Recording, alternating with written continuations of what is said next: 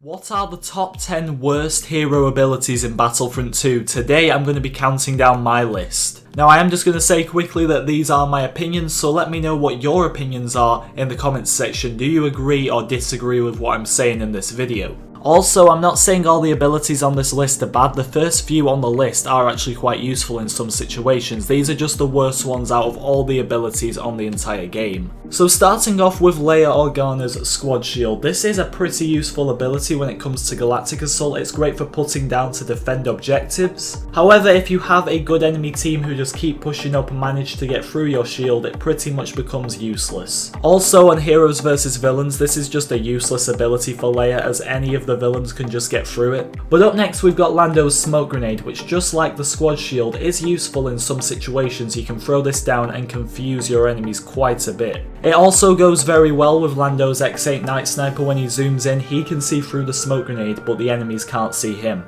But I put this one on the list because it's very situational, just like Leia's Squad Shield. On Heroes vs Villains, the villains can just keep pushing through the smoke grenade. It's not really going to hold them back. And unlike the Squad Shield, one thing the smoke grenade cannot defend you from is explosives, anything like that, which does make you a bit vulnerable. Up next though, we've got Aiden's Pulse Cannon. Now this is something I know a lot of people do like, and a lot of people like myself don't like. So first of all, Aiden Versio is very weak, so if you're seen sniping with the Pulse Cannon, it's very easy for you to take a bit of damage and just die instantly. Also, I just don't get why anyone would use this over her TL50. That weapon is easily her best attribute, and with the secondary fire it has, it is a lethal weapon. The Pulse Cannon can take multiple shots to kill someone, unlike in the last game where it took one, which is already a big down to this. But next up on this list, we've got Kylo's Frenzy ability. Now in my opinion, this just doesn't do enough damage. It should be doing way more for starters. Also, this makes Kylo Ren very vulnerable when he jumps forward. It's very easy for enemies behind him to just start shooting at him, get a lot of damage, and maybe even kill him in some situations. The thing I hate about this ability the most, and I've done this a few times as well, is that when Kylo's coming towards you, you just roll out the way, so he completely misses you with the frenzy attack. Next up, we've got Boba Fett's Concussion Rocket, and if you've been subscribed for a while, you will know I think Boba Fett's pretty much a big mess as a hero as it stands anyway, and this ability just doesn't help him. Obviously, we know Boba Fett's best ability is his rocket barrage, and he's very dependent on that, meaning his other two abilities aren't too good, and especially the Concussion Rocket just doesn't really help with anything. Okay, this helps you blind your enemies for a few seconds, but this never really helps me. For example, I play a lot of Heroes vs Villains. I can blind, for example, Rey, and she'll still be coming towards me with her lightsaber. It won't have affected her whatsoever. And on Galactic Assault, there are a lot of star cards for infantry that can be used to blind enemies. We don't really need Boba Fett to blind them as well. He's there to get the kills and to get the job done, not to be blinding people. Next up is Yoda's Unleash ability, and this is where I think the abilities get really bad on this game. If you've watched my maxed out Yoda video, you will know that I'm just not a big fan of the Unleash ability whatsoever. First and most importantly, it is ineffective against lightsaber users. A lightsaber user can be coming towards you and Unleash just doesn't do anything. I know on Galactic Assault you can charge up Unleash from blaster bolts and throw it back at your enemies, but even then it isn't too good. You hardly get any damage for it even when you've got it fully upgraded, and most of the time it just pushes enemies back. Even normal troopers, it doesn't even kill them.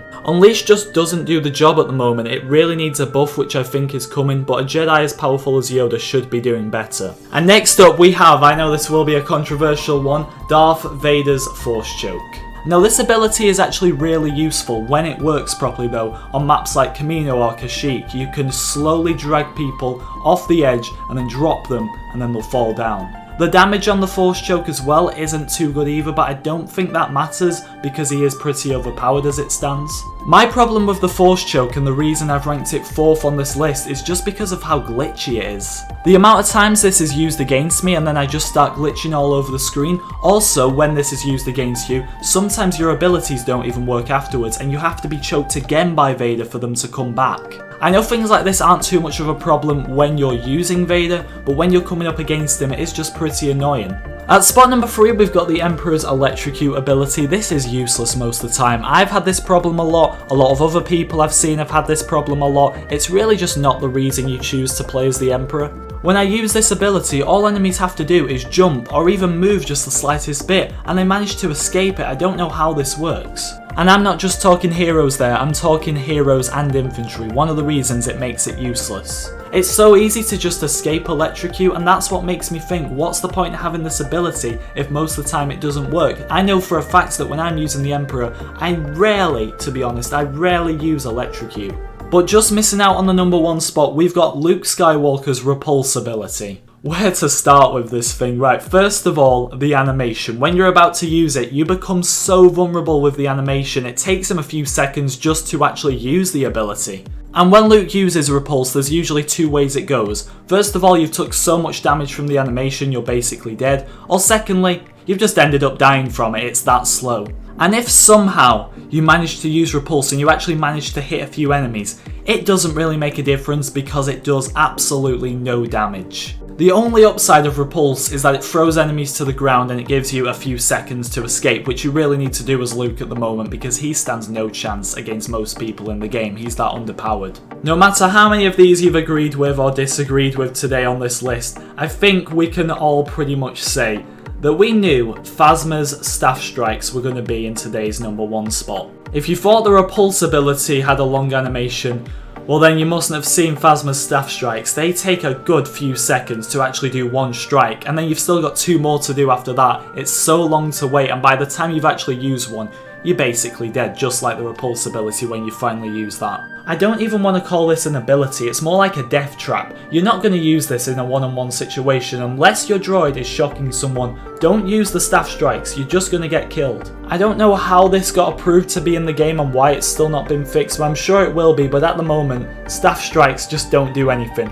Like I said, please don't use this ability, but I'm guessing most of you know that by now. But that is my list, everyone. Let me know your opinions in the comments section, and tomorrow I'm going to be counting down the top 10 best hero abilities. I'll see you then.